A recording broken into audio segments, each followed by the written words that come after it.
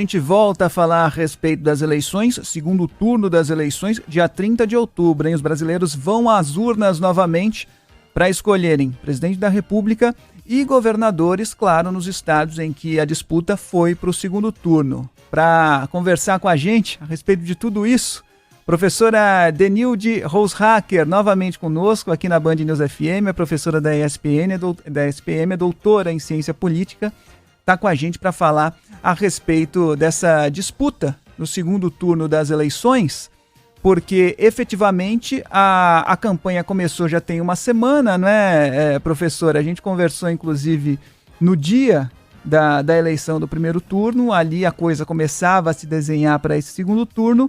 Efetivamente, com uma semana de campanha, vamos começar falando a respeito dos candidatos à presidência da República.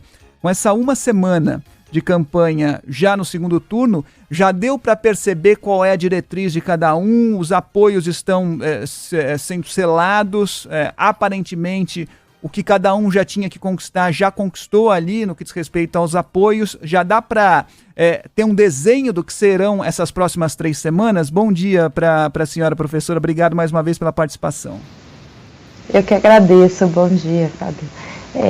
Sim, acho que a gente tem um desenho do que vai ser a disputa do segundo turno para a eleição presidencial.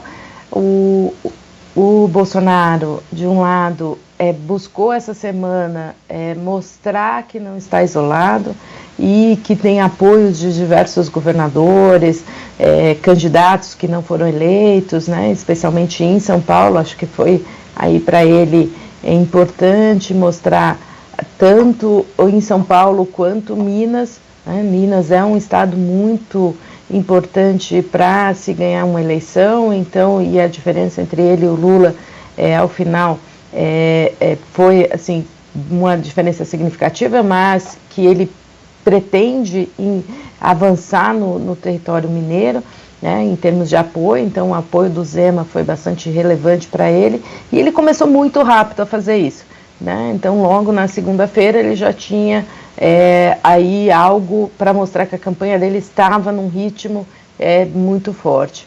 E do outro lado, o Lula também conseguiu diferentes apoios, também apoios importantes. Acho que tanto o Ciro Gomes, né, e o PDT fizeram declarações importantes. Então o eleitorado do Ciro é um eleitorado importante para o Lula, e a Simone Tebet, que aí já mais no final da semana fez uma declaração programática, como ela colocou, né, colocando os pontos em que ela tem uma relação, o que ela espera que a campanha do Lula e que o próprio Lula traga para a campanha, dos pontos que ela defendia. Então o jogo agora, nesta semana, foi de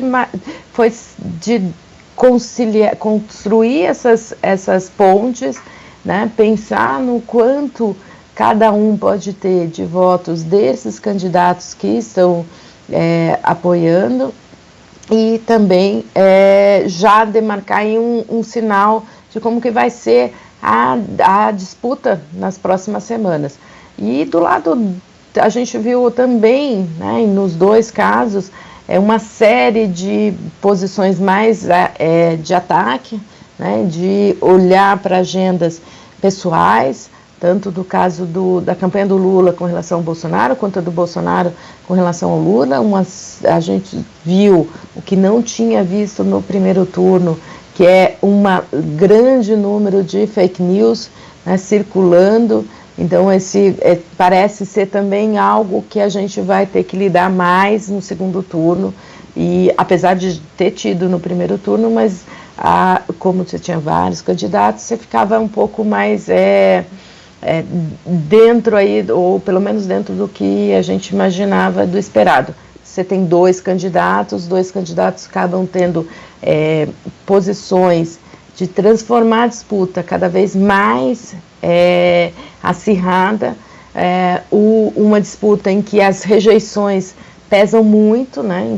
Então por isso, ataques pessoais, uma lógica de questionamentos mais incisivos, parece ser parte, exatamente porque os dois candidatos mostram que uma das estratégias é aumentar a rejeição e, com isso, tentar conquistar votos para o segundo turno.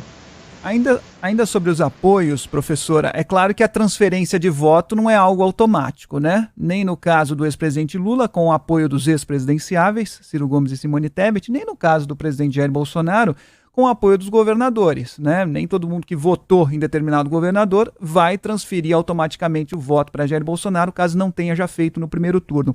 Mas eu queria saber a respeito da diferença de discursos, né? A senhora citou aí, no caso do ex-presidente Lula, o apoio da Simone Tebet foi programático, ela acoplou ali propostas dela no plano de governo do ex-presidente Lula. O apoio de Ciro Gomes foi formal, absolutamente formal.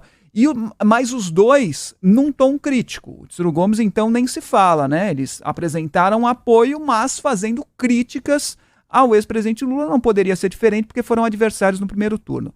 Já os apoios dos governadores ao presidente Jair Bolsonaro foram apoios entusiasmados, com discursos entusiasmados. Essa diferença de discurso, de tom de discurso, pode também influenciar de alguma maneira no eleitor? Pode, acho que pode influenciar, claro que pode. O eleitor vai olhar e pode pesar que isso faz... que um candidato tem muitas ressalvas, que o outro tem menos ressalvas, e isso pode pesar. Mas a gente tem que lembrar, assim, o voto tanto para o Bolsonaro, quanto do primeiro turno, quanto para o Lula, foi bastante elevado, né, bastante polarizado. Então a gente está falando aí que é o eleitor indeciso, o eleitor que tem críticas. No ponto de vista tanto dos eleitores do Ciro quanto da Tebet, faz muito sentido ter a crítica, porque um eleitor que já durante toda a campanha ouviu crítica sobre os candidatos, né, tanto o Lula quanto o Bolsonaro, por parte da Tebet e do Ciro. Então eles fazerem um posicionamento, mas indicarem que existe ressalvas e que esperam que na campanha do PT levem em consideração as propostas que eles estavam fazendo, acho que também é muito forte para sinalizar para esse eleitor que, olha, estamos fazendo uma concessão, mas essa concessão considera tudo que foi dito. Então pode ser que o efeito aí não seja tão alto quanto o do caso do Bolsonaro.